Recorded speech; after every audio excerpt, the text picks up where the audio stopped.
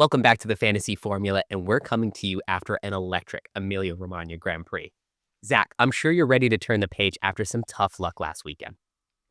Yeah, it wasn't the best weekend for me. I got it's unlucky, Ocon couldn't do much about it. It's not like it was a crash, and the same with the Mercedes. I think it just hurts a little bit considering if you knew what I was talking about.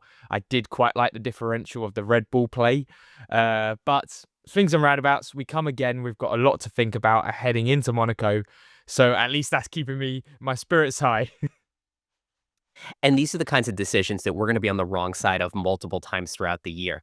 And on the season, Zach, we're only 49 points apart, but that's the difference between a global ranking of 7,500 versus 18,000. So we're all so tightly packed that one move one way or another could really upset the global league ranking. So it's going to be a long year. I'm sure you'll be on the right side of these decisions soon enough.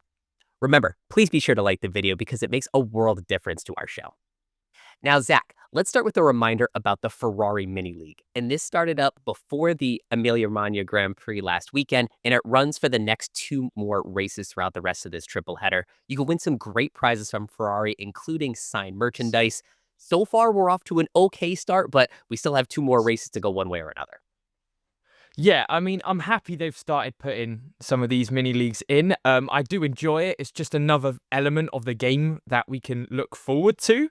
And hey, a signed Ferrari cap, who's going to say no to that? So good luck to all of you as you take part in the Ferrari Mini League in these last two races.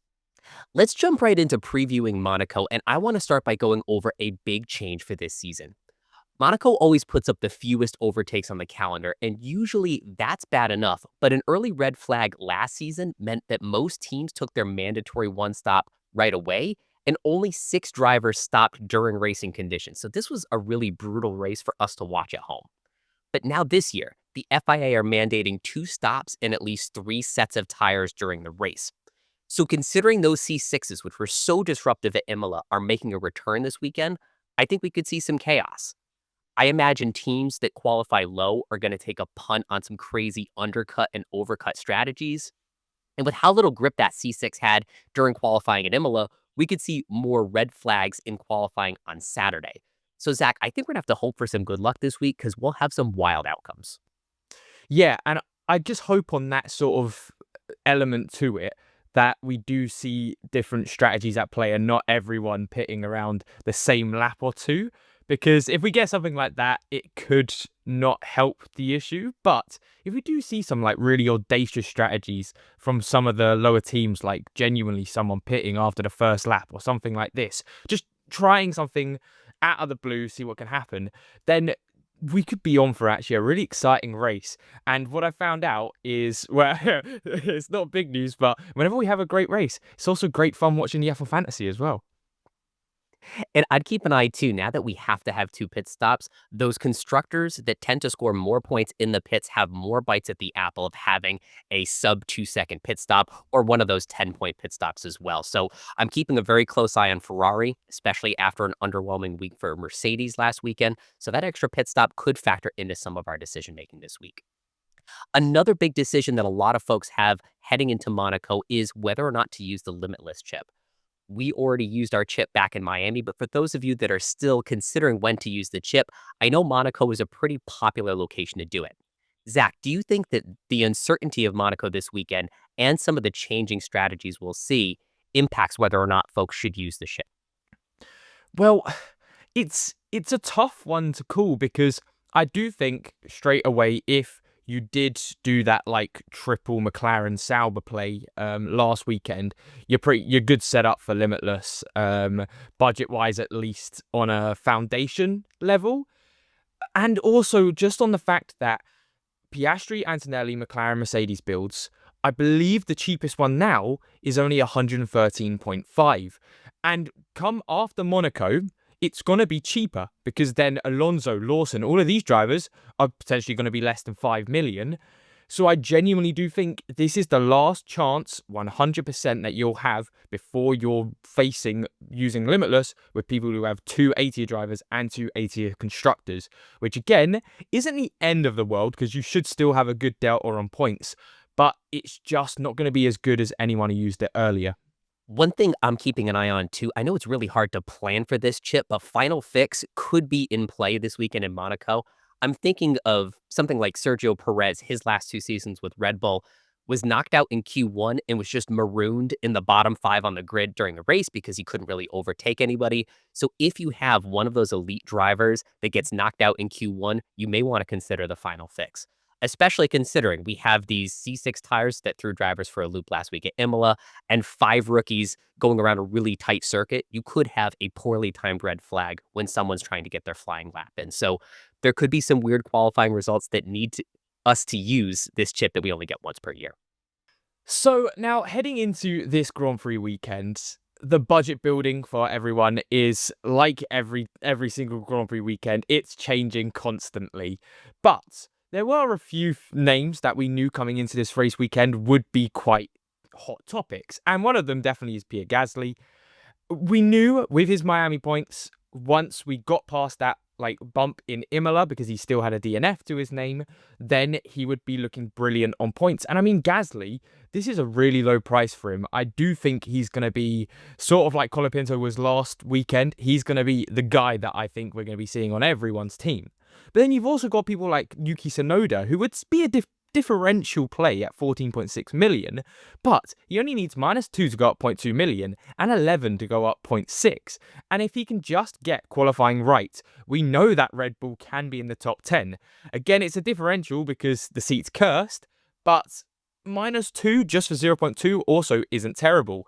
And I think one of my favourites coming into this that you can see is Nico Hulkenberg. I did not expect him to get 9 points in Imola, but that now means he only needs 5 points for 0.6. And if he can just trundle around the back, pick up some points, maybe if there's a crash, just stay out of it, he's very good. Now, Isaac Hadjar, he's not the best this weekend for budget building. He's very much one of your maintaining balanced sort of guys to have. But at 5.3 million, you can't look away from him because 100% he'll probably get those 4 points to be minimum -0.2. So the budget building wise this weekend, there's a lot of differences you can use. However, we still have enough looking good so that you can look at a few 0.6 millions this weekend. I'm really licking my chops for Pierre Gasly because his last 4 results at Monaco were P6, P11, P7, and P10. So he seems very comfortable at this circuit. And looking 2 steps ahead to Spain, I think there are some really good options ahead of us. We have cost cap builders like Albon and Hulkenberg that we've inherited from the last few weekends. Carlos Sainz will start coming into the picture as long as he has a good week at Monaco this week. You had mentioned earlier, Zach, Fernando Alonso is going to reach the price floor of 4.5 million, so he's going to be a lot safer than Bortoleto. And then also, with one more cost cap decrease, Kimi Antonelli is going to be a tier B asset by Spain. Now, I expect him to take another price loss in Spain, so maybe that's not the right time to run him. But then by Canada, he could be back on the menu for us again. So again, a lot of movement as we look at these cost cap boosters. Now, Zach, the tier list had another big shakeup this week. And I had mentioned Kimi Antonelli just a moment ago. He needs 42 points to avoid the maximum price loss. So it's almost a certainty he'll be a tier B asset for next week. And then on the constructor side, Mercedes now need 33 points for a maximum price gain. So they're on thin ice. Once they shed that 51 point score from Miami, they could slide even further down our tier rankings and force us to move either up to a Ferrari or Red Bull or down to a midfield constructor like Williams or Aston Martin, who have been on the rise as well. So very interesting decisions around the meta lineup. And also, speaking of Williams, they've clearly replaced Haas as the tier B constructor to have so far. Williams need just -13 or more points for a 0.6 million rise, while Haas need 41. So there's a huge turn in the tide there. Who stands out to you that's moved the most this week? Well, instantly, B tier drivers, we knew coming into this weekend, we've got a few more to play around with, which I'm quite excited about because when we've got a few more to play around with, it means there's going to be variations in teams and different strategies. But honestly, it does have to be Mercedes as the one that sticks out for me because we are all, I mean, even in my mindset right now, I'm still thinking, oh, okay, McLaren, Mercedes, and then who am I changing B tier wise? But it is like you said, come after Monaco, will I really want Mercedes? Or if we keep getting these really good results from Williams, is there enough of a points difference now? if Williams can stay consistently getting in the top 10, to actually go with two A-tier constructors, because then we'll see something quite crazy, which I haven't seen in F1 Fantasy for a little while, where we might be getting triple A-tier drivers with the likes of Williams and McLaren as the big like meta plays, which I mean, it'd make things really interesting if we had that as another option as well. And I'm not completely ruling it off. So constructor wise, coming into Monaco and coming into the next few Grand Prix weekends, it's going to be really, really important. And I think the other one has to be Piastri. He's still the clear-cut only A-tier driver who needs negative points to go up 0.3 million. I'd be very surprised, even though Verstappen's been getting some Verstappen brilliance around Imola, and I expect him to put up a good show again in Monaco. When it comes to that sort of thing, Verstappen still needs 36 points to go up the maximum 0.3 million. Piastri needs -1. I think it's still a no-brainer to go with one of those McLaren Piastris. This has been such a great season in F1 Fantasy because you mentioned a moment ago, we've considered all 10 constructors at some point in the season, even Kick Sauber last week. So the number of options we have, it's greater than anything we've had in recent memory in F1 Fantasy. And also going back to your point about Verstappen, he could be that top driver in any given week. And the lesson I learned from Imola is that there are some tracks that Max is absolutely dominant at. This was his 4th win in a row at Emilia-Romagna, so I've got to keep an eye out for these tracks that Max is truly dominant in, because that could be a great 2x differential down the line. All right, so bringing it all together into the top lineup options for this week, this first team stands out to me a lot with Piastri, Albon, Gasly, Colapinto, Bortoleto, McLaren, and Mercedes. You could move from Albon to Hulkenberg to just have 104 million. So this is a team that can span really all cost cap ranges. You have the top driver in the game, 2 safe veterans that could gain value, and then 2 young drivers that can't lose value. So the one risk here for me is Mercedes. If they continue to be on the slide here, we may want to move them out. Yeah, and I mean, it's a really good, just like solid team. This, you like you said, best A-tier driver basically to pick, best A-tier constructor, definitely a McLaren. I think if you had a little bit more money, you could mess about with potentially Bortoleto up to a Hulkenberg, and then you could run an Albon and Hulkenberg play, but you'd need to make sure you had the value for it. But it's very clear cut now, because it is another situation of Stroll versus Albon. It's definitely Albon who is the one you'd want in your team now after that brilliance in Imola. So yeah, it's got the best of everything, this team. So now into the second sort of team you could use. This one's a little bit interesting because I'll start off with the main talking point of it, which is you can't see Mercedes in it. It is all about Ferrari.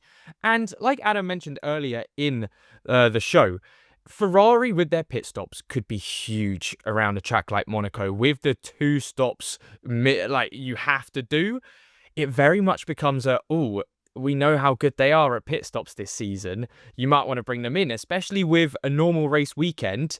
I mean, let's get rid of Mercedes for a second, but even if you look at Red Bull and Ferrari's points, they were very close. And something like pit stops is the make or break to which one will do better. Now, I will say the one downside to this team is most likely, depending on your value, you wouldn't be able to afford the likes of Albon. Unless you had some crazy value, you could have him over Stroll, and that's a bit annoying. But when it comes to points, 100%, I do think this team could be better on points. And then also, if you want to be safe on the budget building, Hulkenberg and Stroll, I don't think there's going to be too much of a difference in points. So if you just took one out for the other, you're living life.